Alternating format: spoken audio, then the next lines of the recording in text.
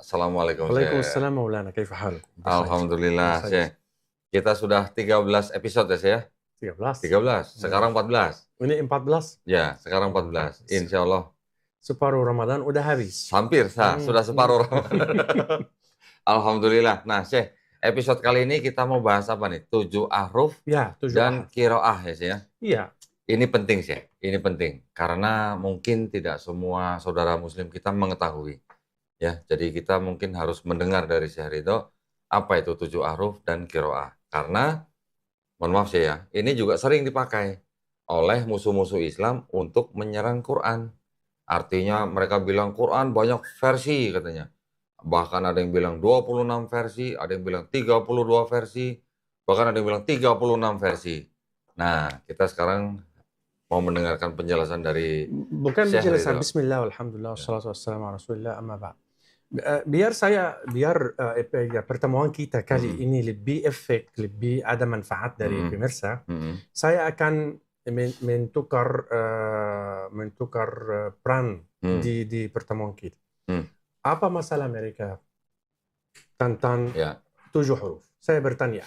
Kalau untuk 7 huruf mungkin tidak dipermasalahkan. Ya. Tetapi yang dipermasalahkan adalah qiraahnya. Mereka tidak tahu qiraah. Mereka taunya Quran juga banyak versi. Nanti ada kata mereka. Ada mushaf hafaz ya, atau mushaf waras, atau kolun dan sebagainya. Jadi menurut mereka Quran juga banyak versi katanya. Karena di agama Nasrani mereka punya Bible dengan begitu banyak versi. Versi ya, bukan terjemahan sih. Kalau terjemahan adalah pilihan kata-kata dari penerjemah sesuai dengan bahasa mereka gitu. Tetapi kalau versi di dalam kitab mereka ada kitab yang jumlah kitabnya misalnya 66 kitab. Ada kitab lagi yang 73 kitab. Jadi kalau tadi 66 itu Protestan, Katolik 73 kitab, nanti ada Ortodoks 78 kitab. Nanti ada yang Ethiopia 81 kitab. Nah, sedangkan di Quran kita kan semua di seluruh dunia Quran sama 114 surah. Ya, betul ya. 114. Mungkin jumlah ayatnya ada penomoran yang sedikit berbeda. Ya. Penomorannya saja. Ya. Tapi jumlah ayatnya semua sama. Nah, itu yang mereka tuduh ke Islam bahwa di Islam juga Qurannya banyak versi begitu. Tetapi sebenarnya kan yang disebut dengan versi ini versinya hanya variasi bacaan. Ya, membaca dengan cara yang bervariasi begitu. Bukan artinya berbeda jumlah suratnya, jumlah ayatnya ataupun maknanya, apalagi sampai berbeda ketauhidannya. Tetapi kalau di Nasrani dari beberapa kitab ini menimbulkan akidah yang berbeda sih. Ada yang percaya dengan Trinitarian, ya, ada yang percaya dengan Unitarian, ada yang percaya dengan Oneness. Nah, itu nanti mungkin bahasan lain. Nah, sekarang yang ingin saya dengar dari Syekh Ridho adalah mengenai 7 ahruf dan qiraah ini, gitu sih. Iya, kalau di sisi Farsi, saya mau menarik perhatian pemirsa. Ada kata Farsi di dalam Al-Quran seperti istabrak. Kata istabrak itu kata digunakan saat Allah mendeskripsikan al-jannah, surga. Dia bilang Allah Subhanahu wa taala berfirman istabrak. Istabrak itu macam kain istabrak di dalam surga. Kata ini diambil dari Farsi. Tapi ini bukti benar bahwa kurikulum atau sistem paling kuat. Kenapa? Kalau kita lihat, kita menggunakan laptop, menggunakan HP, dia dikerja melalui operating system. Iya, betul. Operating system itu diciptakan oleh Microsoft. Microsoft itu dianggap sistem biar saya menggunakan alat. Iya. Bukan alat kerja sendiri, tapi dia kerja melalui operating system, software. Betul. Operating system itu ada kurikulum. Kurikulum di Bill Gates atau Microsoft ada option atau service namanya service back. yang ahli komputer akan paham. Ya. Service back artinya apa? Kalau ada kesalahan bisa komunikasi. Kesalahan di mana? Di sistem, di Windows, lalu operating system. Jadi dia lebih kuat dan tersebar di seluruh dunia. Karena dia membolehkan berinteraksi sama orang lain. Bisa mendengar pendapat orang lain. Apalagi kalau Allah yang menciptakan kurikulumnya. Pasti dia membuka jalan untuk semuanya peradaban dunia. Sebagai manusia. Contoh dari Stabrak. Karena mereka bilang, contoh dari Stabrak.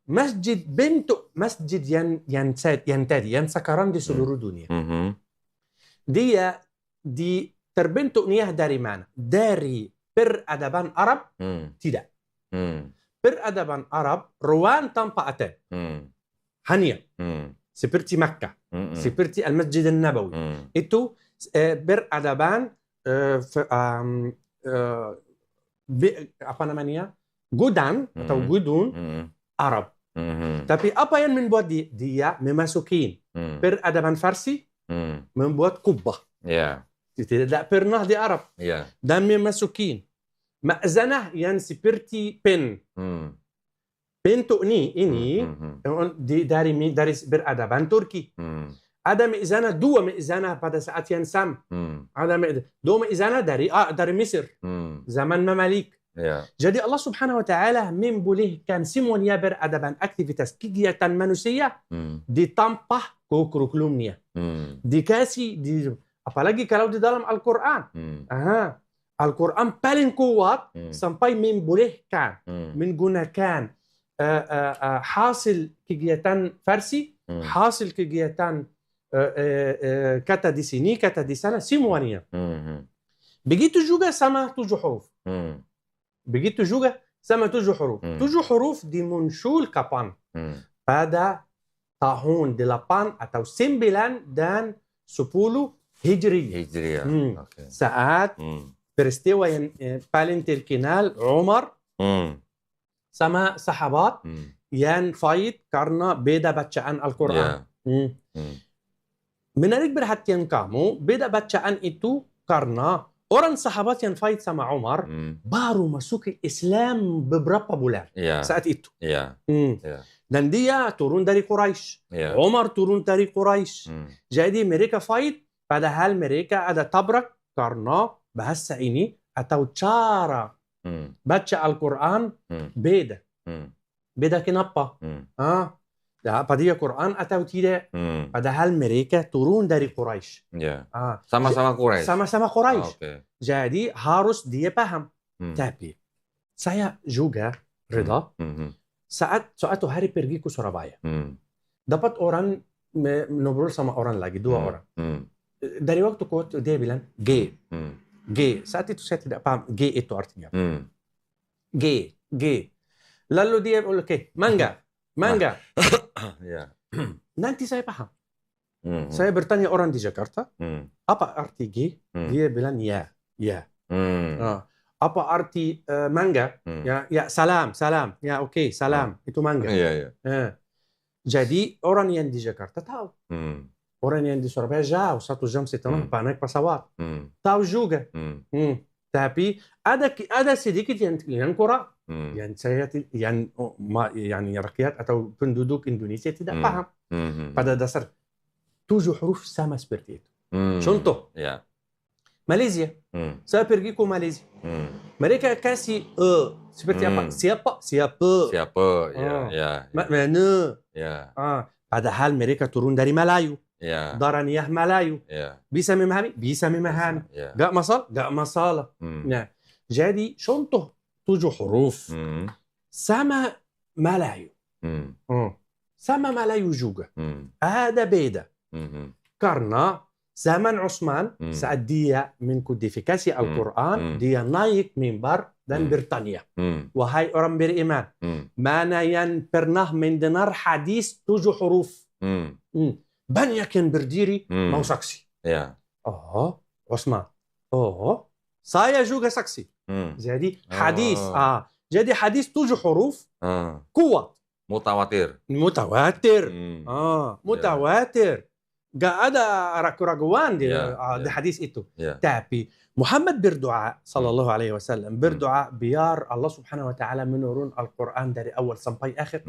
Biar menkumpul. Dia muncul di akhir zaman Muhammad 2 tahun karena apa? سورة يعني وإذا رأيت الناس يدخلون في دين الله أفواجا فسبح بحمد ربك واستغفر إنه كان توابا. النصر. سورة النصر كان banyak masuk. Banyak masuk Islam. Banyak masuk. Jadi Muhammad membaca Al-Quran dengan secara laga dan kosakata pribadinya. Ketemu sama saya dia bilang G. Ketemu sama Anda mangga. Ketemu sama dia siapa? Semuanya bahasa Arab, semuanya Quran, semuanya turun dari Allah atas Muhammad. Tidak ada masalah pada dasar. Sampai buku Abdullah bin Mas'ud. Tapi sebentar ya, sebelum bahas buku Abdullah bin Mas'ud itu kan pada waktu hadis yang menceritakan sahabat Umar membawa sahabat lain yang membaca Quran dengan berbeda, kemudian kan dibawa ke Rasulullah kan? Dua-duanya disuruh baca kan? Dan dua-duanya dibetulkan oleh Rasulullah kan? Betul. Berarti dua-duanya diterima kan? Dua-duanya apa? Diterima. Sama. Diterima. Iya. Diterima sama. Bedanya bagaimana? Biar pemirsa paham. Iya, silakan saya. Anda baru mengingatkan saya sebelum kita rekam. Di Mesir baca apa? Malik atau Maliki? Dua baca itu bedanya. Dianggap beda? Enggak. Kalau saya baca Bismillahirrahmanirrahim Alhamdulillahi Rabbil Alamin Malik Yawmiddin atau Bismillahirrahmanirrahim Alhamdulillahi Rabbil Alamin Maliki Yawmiddin. Sama ya? Sama. Karena maksudnya apa? Maksudnya satu.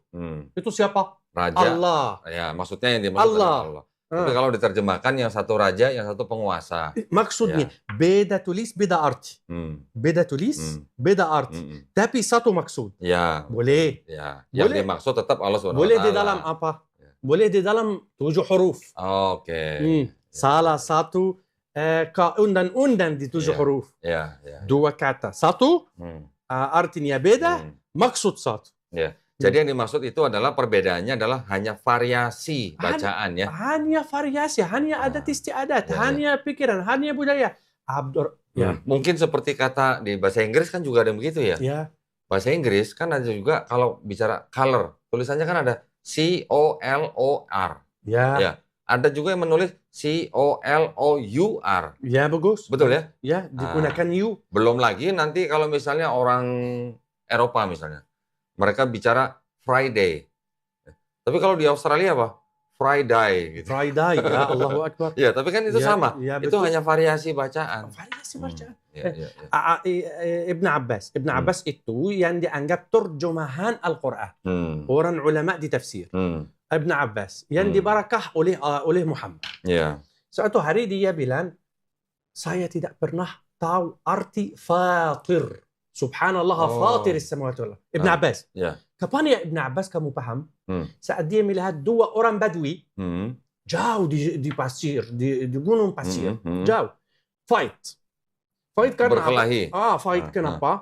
Karena sumur. Okay. Sumur. Mereka bilang apa? Saya yang menfatir sumur ini. Dia baru paham. Kata fatir. Siapa itu? Ibn Abbas. Yang dianggap terjemahan Al-Quran. Jadi Al-Quran luas banyak. Kosakatanya, artinya ini.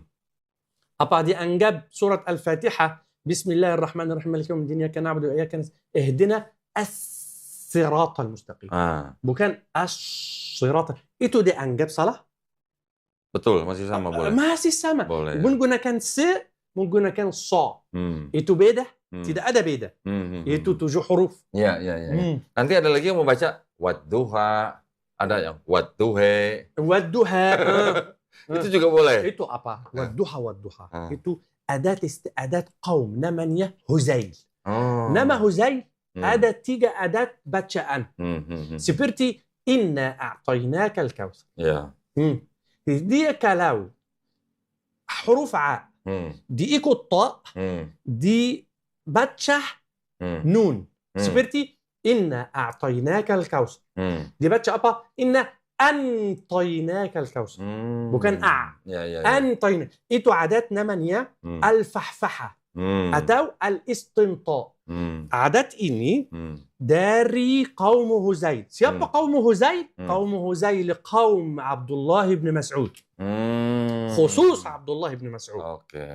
Nah, tadi berkaitan dengan Abdullah bin Mas'ud itu setelah ada Quran yang tulisan dari Abdullah bin Mas'ud baru timbul masalah atau bagaimana?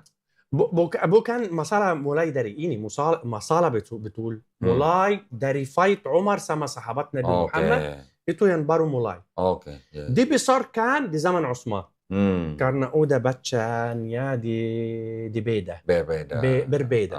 Karena huruf 7 itu baru muncul karena banyak macam jenis, bukan Arab Hania. Saat Arab Hania, Islam masih di dalam Arab Hania, gak masalah seperti ini. Gak masalah. G atau mangga atau yoi atau seperti itu, gak masalah. Karena kita bersatu paham. Baru masuk jenis keluar Arab, muncul masalah ini. Jadi yang disebut dengan huruf itu sebenarnya apa ya, Syekh? Dialek atau apa? Ada yang bilang itu beda kaum dan adat dan istiadat. Jadi dialek, boleh dikatakan dialek? Boleh juga. Karena itu boleh. Saya diri sendiri boleh percaya bahwa itu beda dialek, beda lakna, beda aksen, beda lahga. Di nama bahasa Arab, lahga. Mungkin sama seperti kita nih di Jakarta nih ya. Kita di sekitar Pulau Jawa itu ada orang Jawa Tengah, ada orang Jawa Barat. Ya, Jawa Barat itu mungkin di Bandung kalau saya tahu ya. Orang Bandung itu tidak bisa bicara huruf F. Tidak bisa. Tidak bisa. Katanya. Jadi kalau mereka bilang, itu fitnah. Fitnah. Jadi kalau mereka mengucapkan F itu dengan huruf P. Berubah VB ke B. Nah, ya. Jadi kalau mereka bilang fitnah, jadi fitnah. Gitu. Macam ini. Allahu Akbar. Juga saya tertarik sama orang yang menjadi ini di Jawa. Berubah D ke T. Di mana? Di mana kamu? Di mana kamu? Oh, di mana? Di mana kamu? Di manamu? Dia. Saya itu bahasa baru atau dia? Saat itu. Bukan. Tapi kalau saya asli Indonesia, biasa. Paham ya? Paham. Itu masalah 7 huruf. Pada dasar tidak masalah.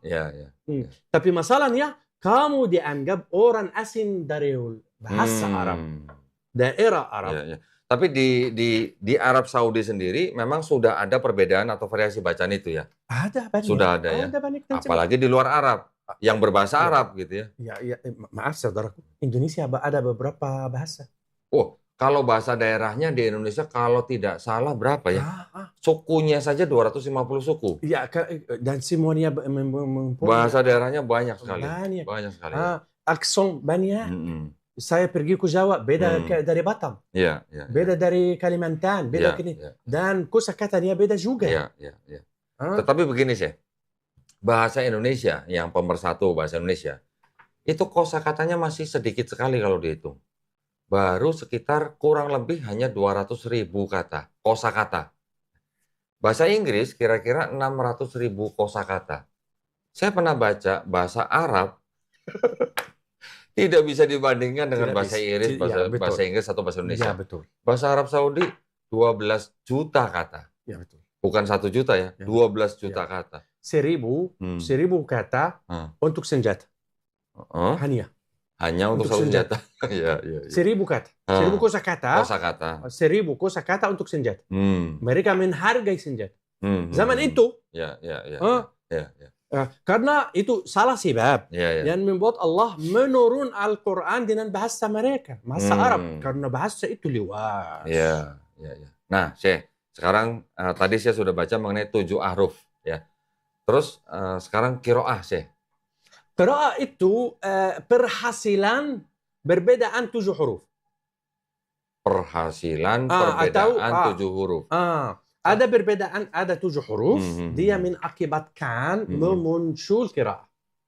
Jadi qiraah itu apa sebenarnya? Qiraah itu bacanya beda berdasar 7 huruf. Jadi maksudnya begini ya. Mungkin ya. Kan 7 ahruf atau 7 huruf. mungkin satu huruf ini dengan satu huruf ini menimbulkan satu qiraah.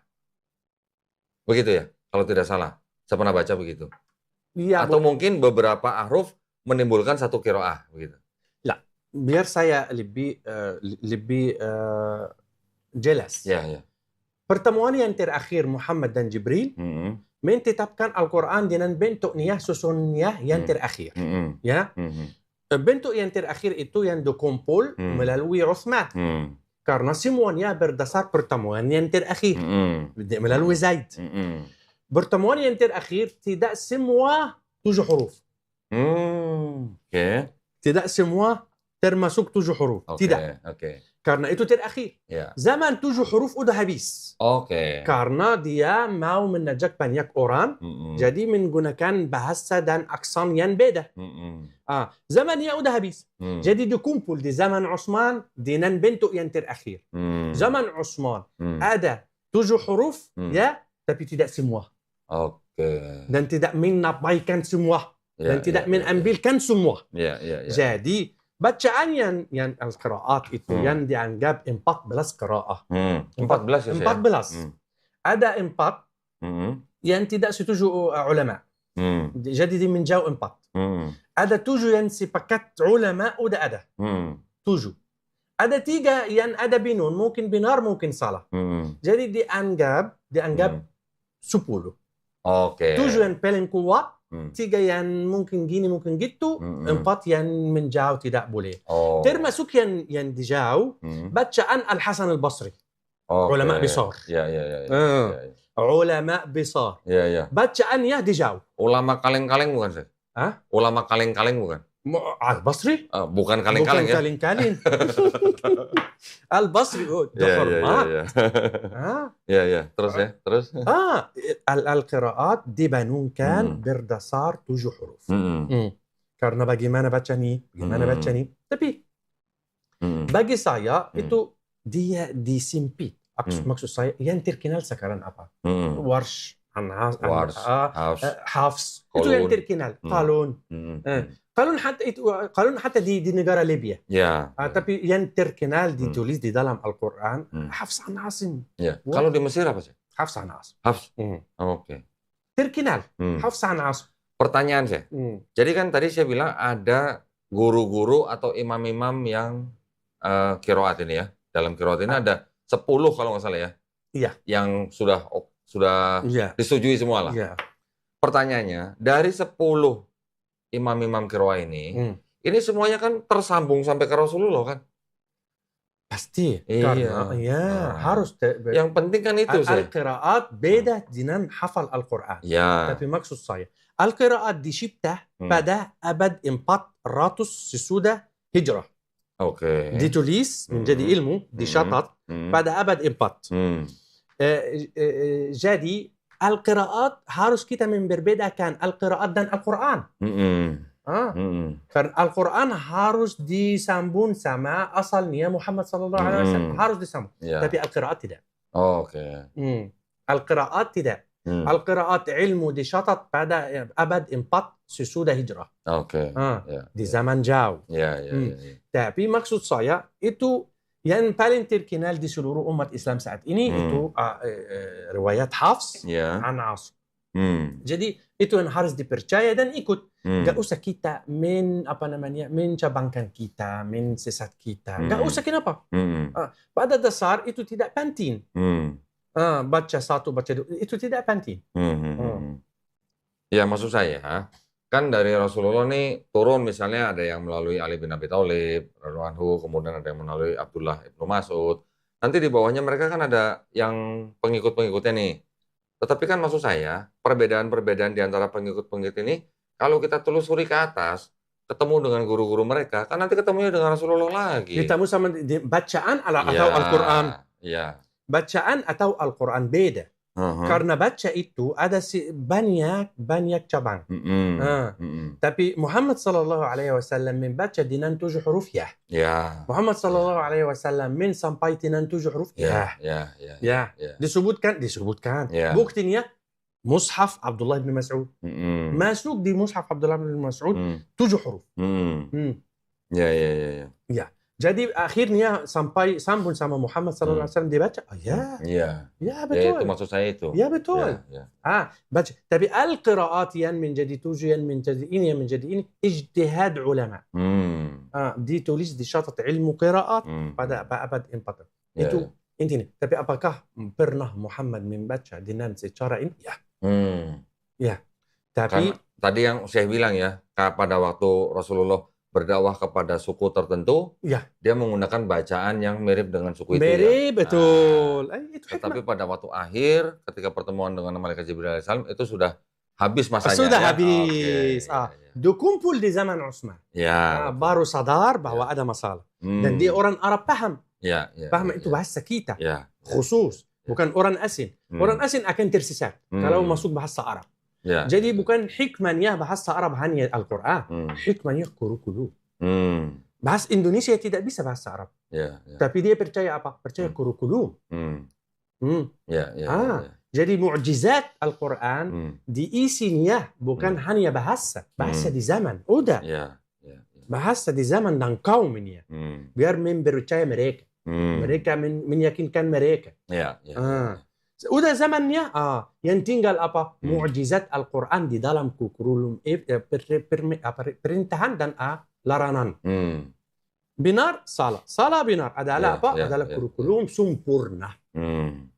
Jadi yang saya tangkap nih ya dari pembicaraan kita sih. Jadi sebenarnya apa yang diturunkan Allah Subhanahu Wa Taala itu diturunkan dengan bahasa kaumnya pada saat itu awal-awal, terus kemudian baru istilahnya distandarisasi dengan bahasa Arab Quraisy. Ya betul. Gitu ya. Betul. Nah, yang penting adalah jumlah surahnya sama, 114 surah. Betul kan? Betul. Jumlah ayatnya juga sama. Dan pada dasar tidak ada beda. Ya, jumlah ayatnya juga sama, hanya mungkin penomorannya.